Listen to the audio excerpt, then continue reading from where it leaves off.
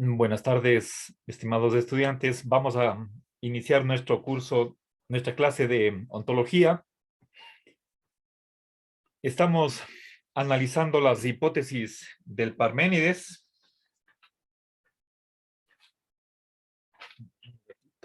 Estamos en la quinta hipótesis.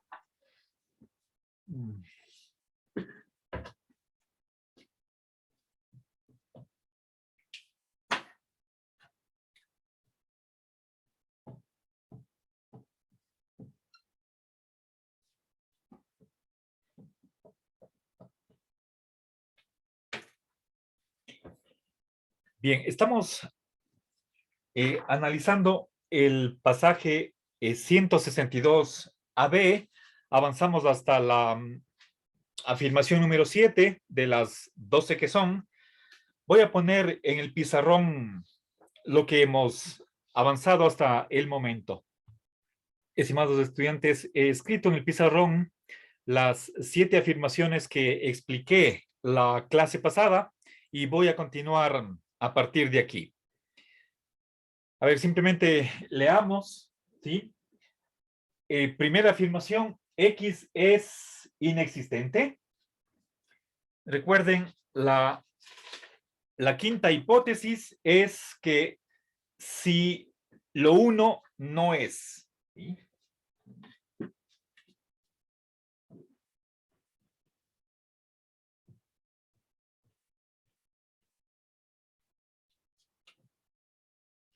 Esta constituye nuestra primera afirmación, pero sabemos que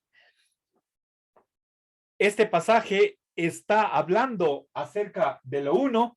Este es el sujeto de esta parte del Parménides, pero yo he puesto en vez de lo uno la X porque en realidad podemos generalizar estos razonamientos.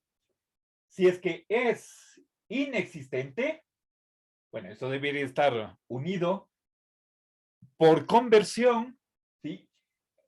X no es existente. Ahora, si es que es inexistente, tiene ser inexistente. ¿Sí? Recuerden que hay una distinción entre ser rojo y tener rojez. Exactamente no son, o estrictamente no son idénticos. Hay ahí una pequeña distinción. Recuerden que esa distinción tenemos que hacerla. En caso contrario, caeríamos en una paradoja como la del conjunto de Russell. Ahora, aquí tenemos nosotros lo contrario de es inexistente. ¿Sí? X es existente. ¿De dónde nos viene esa afirmación? Sabemos que lo uno es uno. Si lo uno tiene unidad, tiene ser uno, entonces tiene ser, por lo tanto es existente. ¿Sí? Ahora, por conversión, ¿sí? X no es inexistente, X no es, ¿sí? Eso significa tiene no ser inexistente. Ahora, a partir de, recuerden, esta numeración viene según el orden de las oraciones que estamos analizando en el pasaje 162 A y B. ¿Sí? A ver, perdón. Sí, 162 A y B. Ahora, en sexto lugar, si es que es existente, entonces tiene ser existente. Y de ahí concluimos simplemente tiene ser. Bueno, aquí he puesto con color verde las afirmaciones 6 y 7 porque en la última clase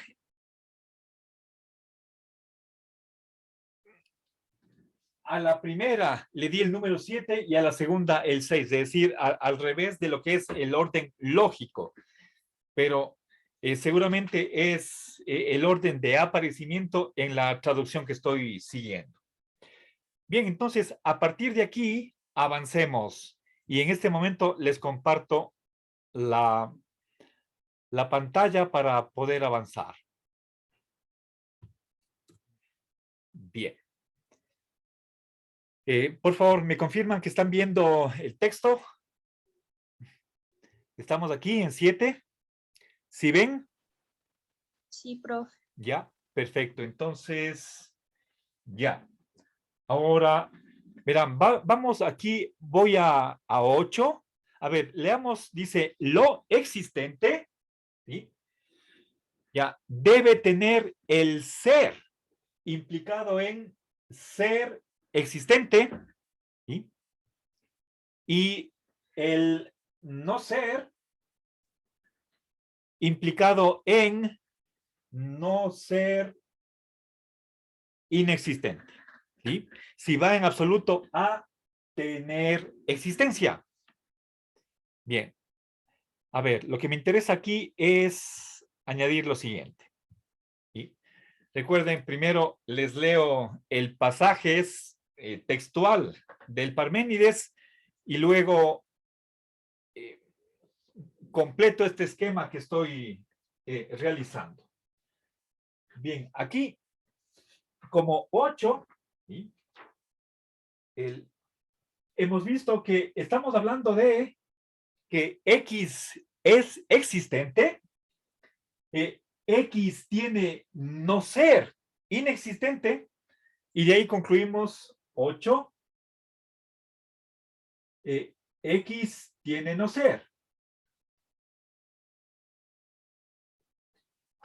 Podemos decir que hay dos razones para que esta consecuencia se siga de la número 5. Por una parte, sabemos desde la primera ontología platónica del periodo medio, lo que da el ser a las cosas, o sea, la existencia, es la participación en una u otra forma. Eso es lo que veíamos y está explicado en las primeras páginas del texto de Lorenzo. Esa doctrina está en el Fedón, y si no recuerdo mal, también en la República, pero sobre todo, si no estoy mal, es en el Fedón en el que se caracteriza a las formas como una causa, es lo que produce el ser. La participación en las formas da la existencia a las cosas. Ahora, si es que no hay esa relación de participar con respecto a alguna forma, por más que sea la del no ser, entonces esa entidad deja de ser y deja de ser algo y por lo tanto tiene no ser. ¿Sí? Bien, entonces tenemos nosotros ahí una justificación de por qué es lícito, es lógico pasar de la 5 a la 8.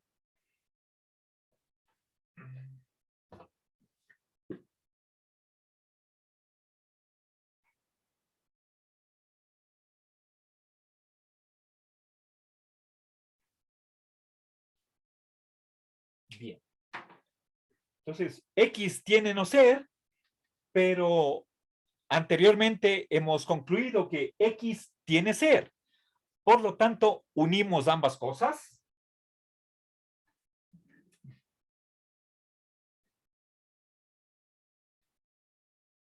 Y finalmente llegamos a que X tiene ser y tiene no ser. ¿Sí?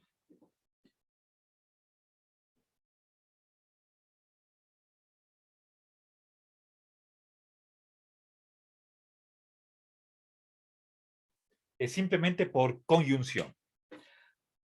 Bien, ahora avancemos. Bien, estamos aquí. El número 12 es la conjunción de que X tiene el ser, ¿sí? Debe tener el ser, ¿sí? y por otra parte tiene el no ser, pero es una conjunción, ¿sí? La conjunción es la afirmación número 12. Y ahora pasamos a lo inexistente. Si va en absoluto a tener inexistencia, debe tener el no ser, ¿sí?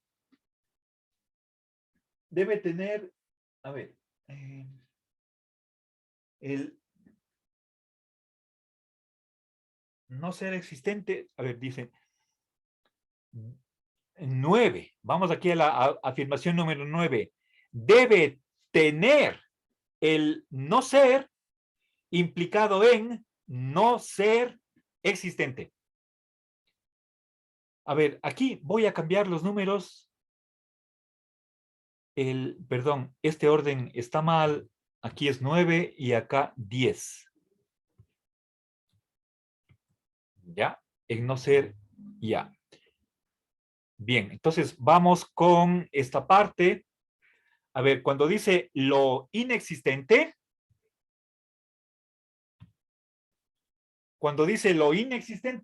volvemos acá. Inexistente. ¿Sí? A ver.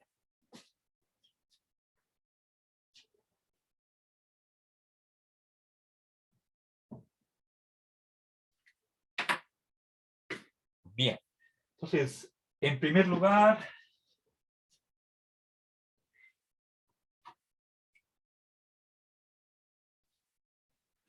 hacemos lo mismo que antes, aplicamos una conversión, ¿sí? Estamos hablando de lo inexistente, ¿sí? Tiene, a ver, este es número 10, ¿sí? A ver.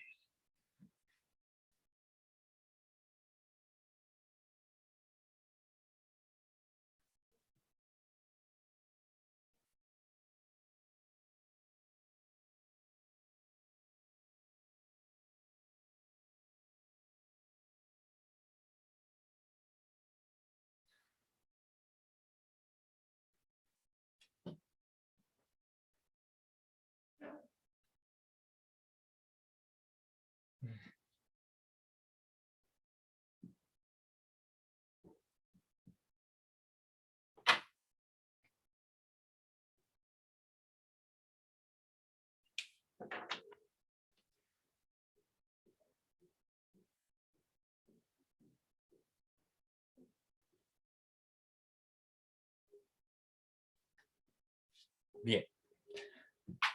A ver, estamos en los pasos del 9 al 10. ¿Sí? ¿De dónde sale el 9? A partir de la 2.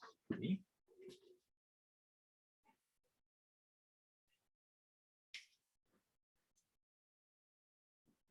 Bien. Si es que X no es existente, entonces tiene no ser. No ser. Y, perdón, no ser. Perdón, aquí estoy mal.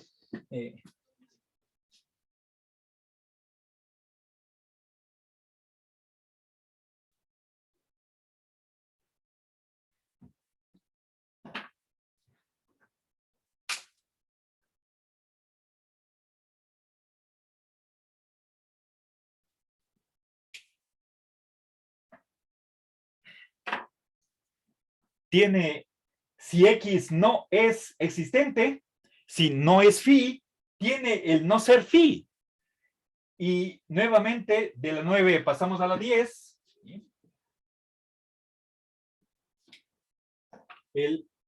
O bien puedo simplemente cercenar este atributo y me quedo con tiene no ser, o hago esa reflexión de que el no participar en una forma implica el no ser, puesto que no tiene el ser que le aporta cualquiera de la forma con respecto a la cual se tiene la relación de no participar. Bien, entonces aquí tenemos X tiene no ser. Ahora pasemos a la número 11. Si es que tiene ser inexistente, y ahí simplemente por el mismo razonamiento anterior concluimos X tiene ser.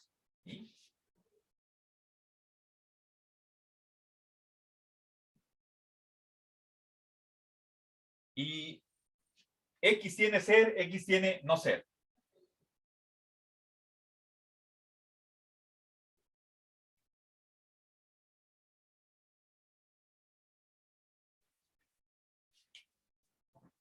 Bien, entonces con eso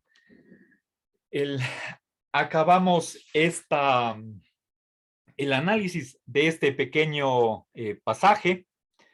Volvamos. A ver, y el resto es simplemente una reiteración de lo que hemos estado viendo. A ver, dice así, ya que vamos al número 4, ya que lo existente tiene no ser, y lo inexistente tiene ser, ¿sí? A ver, vamos, esto es importante, voy a indicar con una flecha verde cada una de estas inferencias. Lo existente tiene no ser, del 4 al 8. ¿Sí? Lo existente, dice, a ver, estamos así, así que lo existente tiene no ser. Lo existente tiene no ser.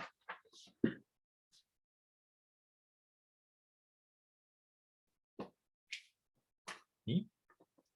Y lo inexistente tiene ser. ¿Sí?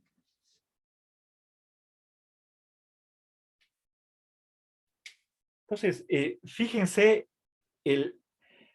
lo paradójico, lo contradictorio que resulta que algo que no exista sí exista, y algo que exista no exista. ¿Sí? Dice, volvamos al texto. Aquí les he puesto las dos inferencias que están aquí conectadas. Ya que lo inexistente, lo existente tiene no ser y lo inexistente tiene ser, lo uno también, puesto que no existe, debe tener ser para ser inexistente. ¿Sí? Dice, puesto que no existe, ¿sí? Debe tener ser para ser inexistente. ¿Sí? Entonces, fíjense, está simplemente corroborando esto de acá.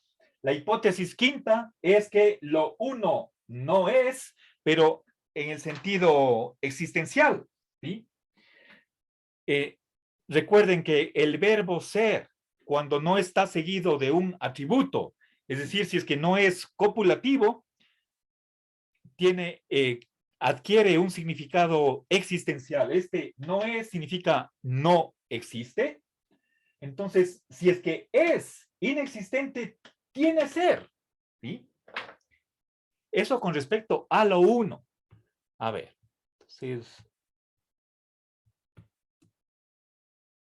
ya que aquí cuando dice lo existente tiene ser y lo inexistente, a ver, perdón, estoy leyendo mal. Estoy un poco apurado, por eso me equivoco.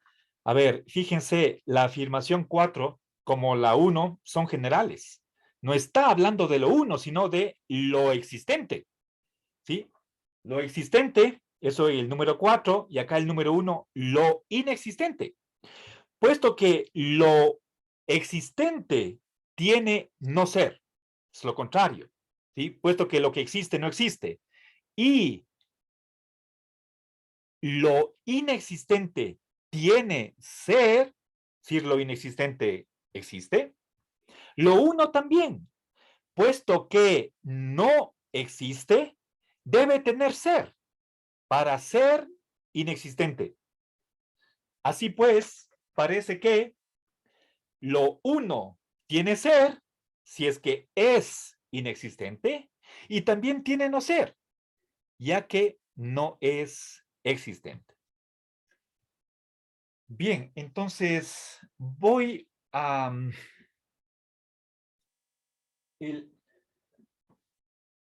escribir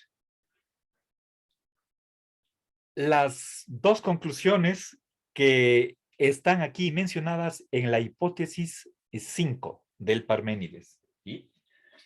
Lo que no existe tiene ser. ¿Sí? Es decir, lo inexistente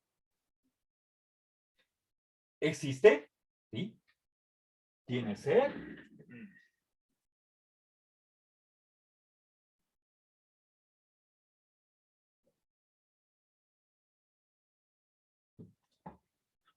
Y lo que existe tiene no ser. Por lo tanto, no existe. Fíjense, estas son dos conclusiones contradictorias y obviamente se oponen al pensamiento de el padre Parménides. ¿Sí? Parménides decía que el ser es, el no ser no es, y es necesariamente imposible que el no ser sea y que el ser no sea. Aquí Platón, en el Parménides, ya vamos a ver que algo similar sucede con el sofista. Parménides saca las conclusiones contrarias a las, perdón, Platón saca las conclusiones contrarias a las de Parménides, ¿sí? Lo que no existe sí existe y lo que existe no existe, ¿sí? Bien, lo inexistente tiene existencia y lo que existe no existe. Entonces, estas son afirmaciones generales, podemos entenderlas como unas cuantificaciones universales. Todo lo inexistente tiene existencia y todo lo que existe no existe. Bueno, podrá parecer conclusiones, podrán parecer, perdón, conclusiones absurdas, pero que pueden aceptarse siempre y cuando entendamos la negación en sentido débil. Y como Platón distingue entre ambas negaciones. Bien, ahora tenemos finalmente una sexta hipótesis y es la de si lo uno no es en absoluto. ¿Sí? Fíjense la diferencia que hay entre hipótesis 5 y 6.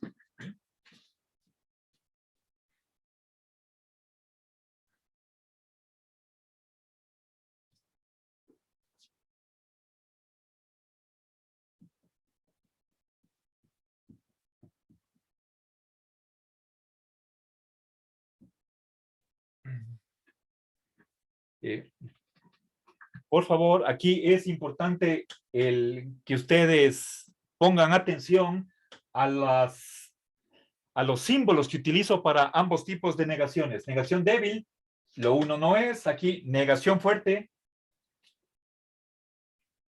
perdón, lo uno. Lo uno no existe en absoluto. Bien, en el 163, letra C, Platón aclara que la expresión no es significa sin ninguna cualificación, en ningún sentido o manera.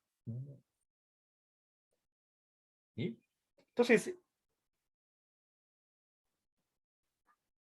Platón es bastante explícito en que estamos ante otra negación, no la misma que la hipótesis anterior, sino que es una negación total, absoluta, plena, al 100%. ¿Sí?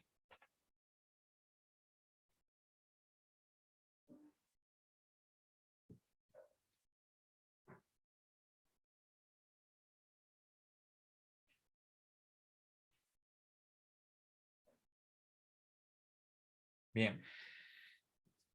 Y entonces, en ese caso, cuando ese supuesto uno, ¿sí?, no es en absoluto, entonces no le podemos atribuir absolutamente nada de nada.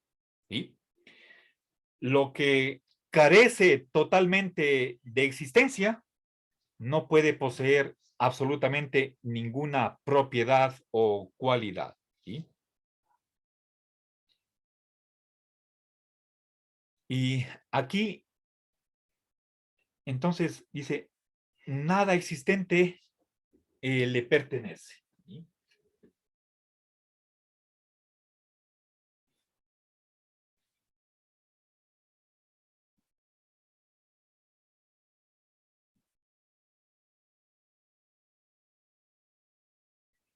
¿Y eso por qué? Platón enuncia el principio de que si le adjudicáramos, le asignáramos alguna característica, entonces eso conllevaría que tiene ser. A ver, literalmente dice que tener una naturaleza que es decir, en el sentido de que existente, que existe, implicaría que tiene ser. ¿Sí? Fíjense, eso podemos simbolizarlo de la siguiente manera. ¿Sí? A ver, si X es phi, por lo tanto, existe X. ¿Ya? Es otra manera de afirmar la regla de generalización existencial. ¿Sí? Tener un rasgo, una nota existente, o sea, que es, ¿sí?, donde phi es alguna propiedad, pero real. ¿Sí? Entonces, esta posesión por X de esa propiedad, o sea, el que participe de una forma, eso implica que existe ese objeto que tiene esa propiedad o participa de esa forma. Bien.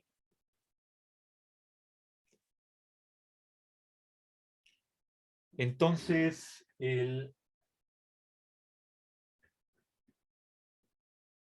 a lo que no posee absolutamente ningún tipo de existencia, no le podemos atribuir absolutamente nada. ¿Sí? Bien, nada existente le pertenece o puede serle atribuido. ¿Sí?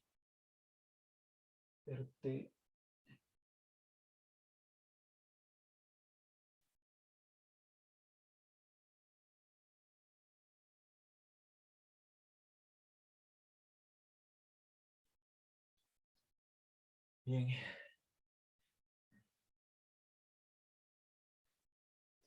A lo que no existe en absoluto. ¿Sí?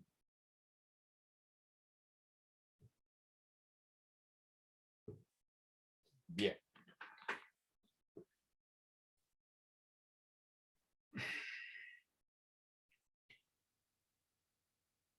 Bueno, en este último principio hay un acuerdo entre Platón y Parménides. Sabemos que también Parménides negó a lo que es totalmente inexistente cualquier atribución de una cualidad. Bien, eso es lógico. Recuerden que si nosotros pensamos nuevamente en esa analogía entre atribución y el pinchar un alfiler en la almohada, es la almohadita de alfileres, si es que falta la almohada, entonces tampoco puedo pinchar yo un alfiler y el alfiler no puede estar flotando en el aire. ¿Sí? Bueno, con respecto a la atribución, si es que un objeto posee una propiedad, para que eso sea posible, deben existir ambas cosas. Por un lado, la propiedad, por otra parte, el objeto, y además que la propiedad esté en el objeto. Y eso es la inherencia. El que el alfiler esté pinchado en la almohada, en la almohadilla.